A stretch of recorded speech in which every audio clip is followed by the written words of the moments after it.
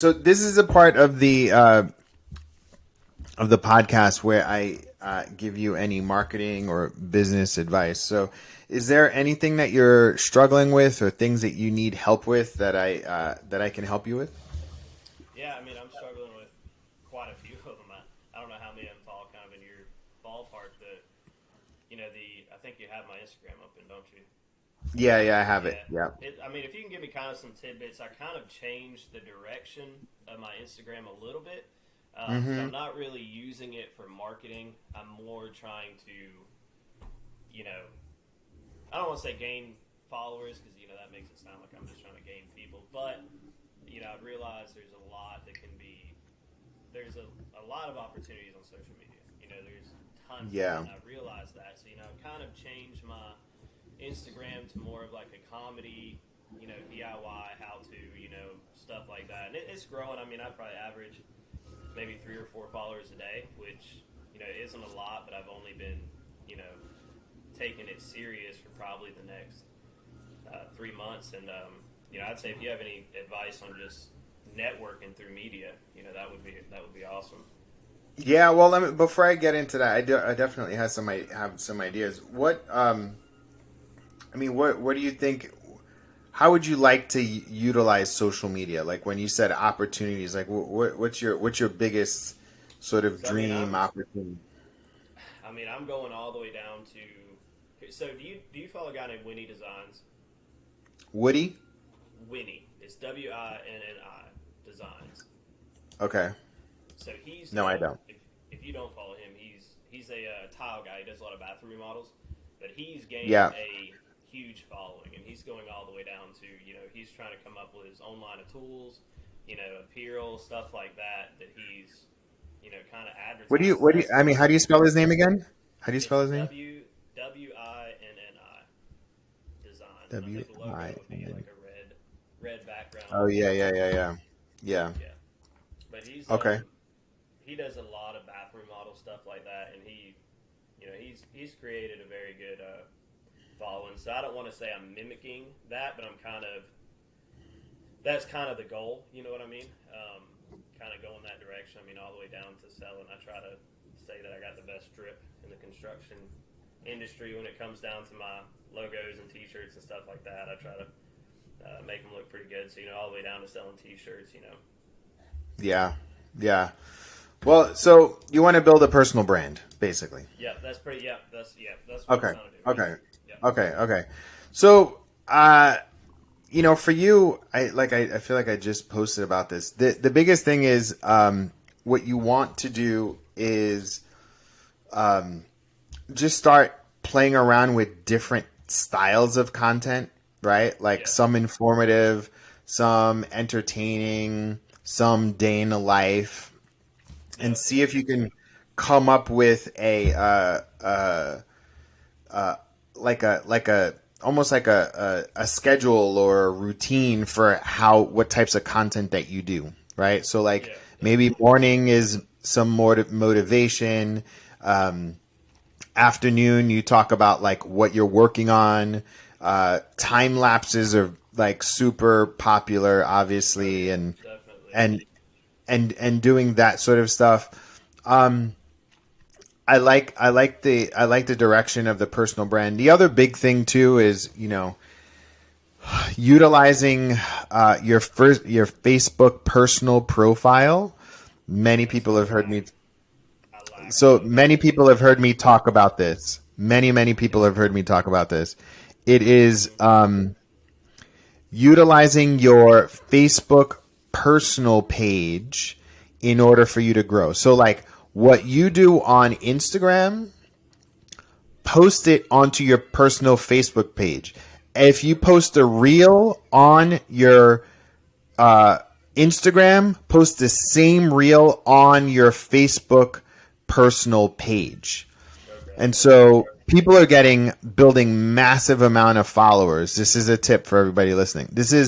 People are building massive followings with their personal Facebook page. They're like, and I mean, I have a client. He's actually monetized his personal Facebook page. Like he's getting like $1,000 a month just from posting, and he owns a sawmill company, right? Like, and he's getting like bonuses for that.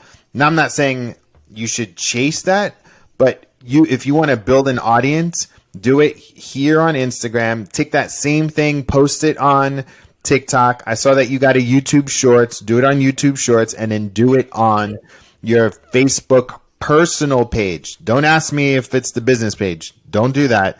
Your personal page. You know, the one where you're connected to your high school people, right? Like, you know that one? Yeah. No, I got you. Yeah, that one. And I'm like pushing everybody to remember that if you have a big brand, everybody remembers you. Everybody, you get a lot of opportunities. And when you go to bid on a job, there's just like this little thing that people like, if they start looking you up, what people do, and they see that you got a ton of followings and you got your personality and you got your face out there like that, it makes you more personable. Yeah. Right? It makes you so that people people have become my clients because they've been listening to my voice for like 1 to 2 years before they even got to work with me. So they know what I'm about to say. They know my personality before they even work. And imagine that level of relatability that you can get with a personal client. Okay. And so here's the other thing is, you should also connect and become friends with every major business person and influential person in your town. And you can do that through your Facebook personal page, right? Yeah. Connect to their business, find out who the owner is, DM them, like look at yourself as like you're your own media channel. Does that make sense? Yeah, for sure. That's what I would do. I mean, again, for you, it's like there, other things is, make sure you got a website, right? Like get a website going. At least you can direct people towards your website, collect leads, right? Even if it's just to collect leads, have a website just to collect leads, right?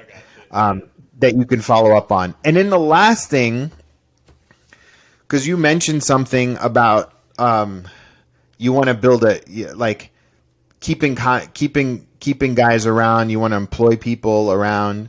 Yeah. Is if you build a personal brand and you connect with a lot of people in your area, people will start to come to you. Mm-hmm. Right? And if people start coming to you, then you can build a level of leadership towards them and if you put it out there that like, I'm looking for good people. So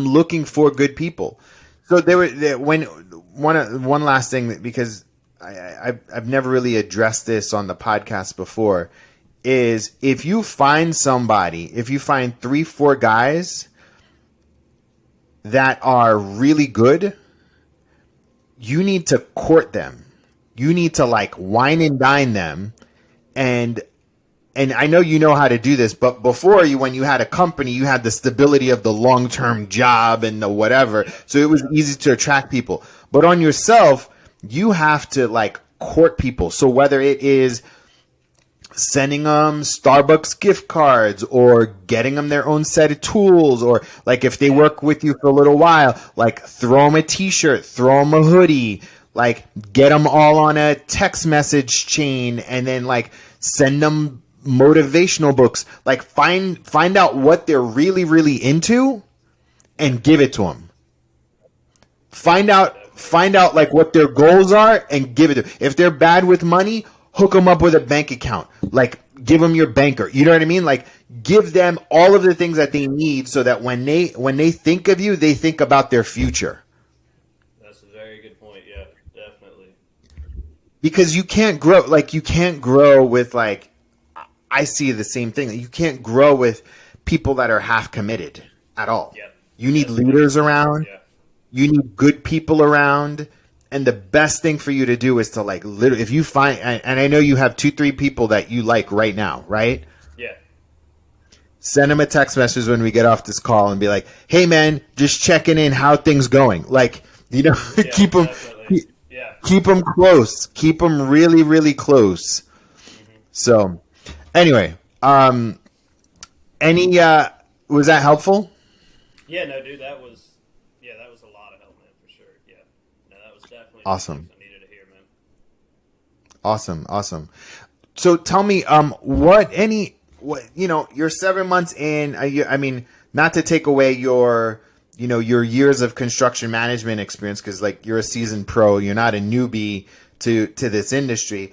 What, what's the, 1 to 2 big lessons that you learned from going out on your own in the first 7 months of your business? So number one is probably you got to make money. Like don't.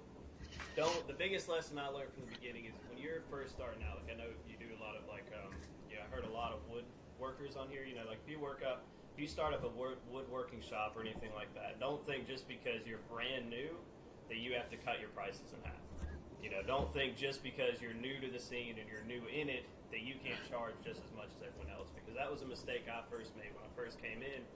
In my mind, I was like, I'm new to this. I got to be a little cheaper than the competitors, which is true. You do have to, when you're first started, you can't go, highest in the area, but don't cut yourself short, because you gotta make money. And I was charging less than I should have. I could have been making way more, and the excuse was I was new, and I was like, well, I'm new, but I know what I'm doing. So I'm offering the same, what anyone else is offering. So you got to match the prices. Number two is honestly just not overloading yourself. You got to Yeah. have some breaks. You put so much into the company, and you need to do that. But at the same time, you need to have breaks.